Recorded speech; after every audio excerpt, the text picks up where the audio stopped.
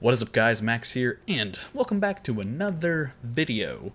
Now in today's video, we are talking about why I like these little mini SSDs so much for filmmaking.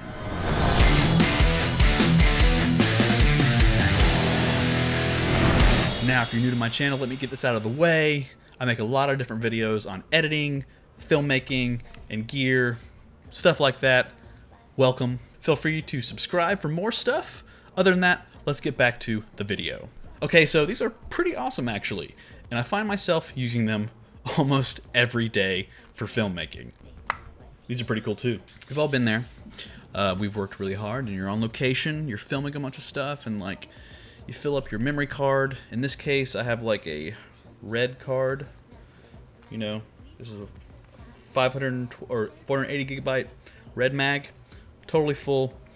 And I have two of them, luckily, but I have to transfer the memory data to something else to save space that's reliable, and I won't lose my data. So I'll pop this one out, start the transfer, and put a new one in to start recording more stuff, right? No big deal. And then once you're ready to transfer that data, you typically dump it onto like a WD passport drive to store it on location. This is actually a newer one. It's like 4 terabytes. See, it's a USB-C drive. Or back in the good old days, you got the fat mini USB port on an older drive. I think this one's like 500 gigabytes. See how scratched up it is. Also has the port on this end, which is kind of cool. But good way to dump and store your data, but it takes forever. Transferring 512 gigabytes onto something like this, which is a mechanical drive on the inside, takes something like an hour, which is not efficient for really quick workflows. Now, as time went on, we started getting things like SSDs to put data on. This is a G drive or G technology SSD for like the Atmos Shogun, and then this is really awesome because it's a 1-to-1 ratio how fast it can transfer, which is great because it's a solid state drive. And then what they did is shrink them down a little smaller. So nowadays you can rock the 2 terabyte, 1 terabyte little mini USB-C SSDs, and these things are amazing. So let me tell you why. As we can see here on Amazon, I purchased these not too long ago. I have a 2 terabyte and a 1 terabyte version. This is what I use to transfer all of my data during shoots during the day. Once I fill up my red SSDs or my GH5 SD cards, and I start dumping data for the day, they go directly over to this. And what's great about the red mags, they're both about 500 gigs. I can keep 4 on here on this one and 2 dumps on this one. So I have plenty of room for storage. I guess my favorite thing about an SSD when transferring your footage to keep it safe is the speeds. Now I can transfer this entire 480 gigabyte red mag when it's full of footage in about 15 minutes. So if you have a 1 terabyte red mag, you can transfer it in 30, which is really quick. And these aren't super expensive right now. And the best thing about this is the price is only going to go down with time. Right now they're a little more costly than they should be in my opinion, but it's a newer product. These come out in 2018, something like this, and you can see I purchased these on December 27th, 2018, and I've been using them since then, and I've loved them. I've kind of pretty much erased the use of these kind of drives for location shoots and stuff like that. Obviously, I at one point will back up the data from these cards to a bigger, slower drive at night when time is not a factor anymore, just to have the data stored in multiple places. And once I get home, I dump everything onto my like 60 terabyte server that is under this desk to keep everything safe. A big bonus in my opinion of having these on hand is they're a lot smaller.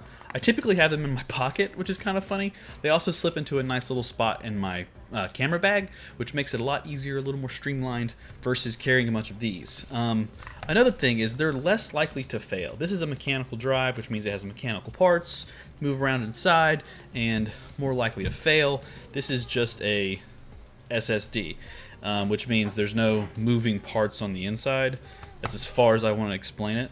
If you look really closely at this little memory card I can open up, you can kind of see what a solid state drive thing looks like.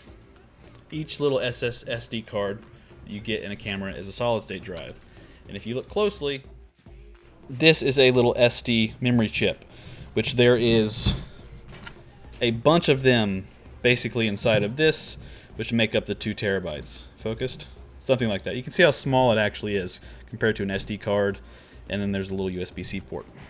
A big bonus of these nowadays is like when I'm on location, I work from a MacBook, like a 2018 model, something like that, but it has just the USB-C ports on the side. So USB-C to USB-C is really handy. So when I'm working on the day, I have a Red Mag reader. I can just dump this in here, plug it in to USB-C out, or this goes from USB 3.0 to USB-C, and this goes into the computer as well. One-to-one transfer, no big deal. I don't have to use any extra adapters, which is really handy. And then having a big stack of these little mini drives is very helpful. I will eventually buy a few more because they're so small and handy. And there's apparently like a keychain thing on the end, but I don't see how that's really useful. I'm not going to put these on a keychain unless you want to like zip tie them all together to keep them safe. I don't know why you would do that. And yes, I did break an SD card to show you that. It's a worthless SD card. It's really old. It's like 5 or 6 years old now. So it's, you know, been since retired. Now, there's honestly not that much more I really want to say about these. You could go over the tech specs online. There's a link down below. You can check it out. But my biggest thing is if you're still working from drive transfers to store your footage and you don't have like a server or like a RAID setup thingy to keep all your footage safe, I'll show you a RAID setup. I have one. As you can see, this is like a RAID box that I have. It's got drives on the inside to store your footage. Somewhere. That's it. Take the front off because it's safe. Then you have like big mechanical hard drives in here. Keep everything safe. I don't really use this anymore, but I still have it. We'll use it for future purposes, I'm sure. It's a little older box. It needs to be updated, but the drives are still good. And put that back together.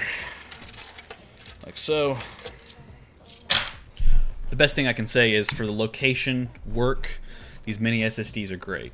Working outside, if you're on like a field trip kind of thing, an adventure video. I see a lot of adventure filmmakers online nowadays, and these things on location could be a lifesaver. They're rubber, they're sturdy, they can be dropped, they bounce. There's a bunch of different brands out there. I personally like SanDisk.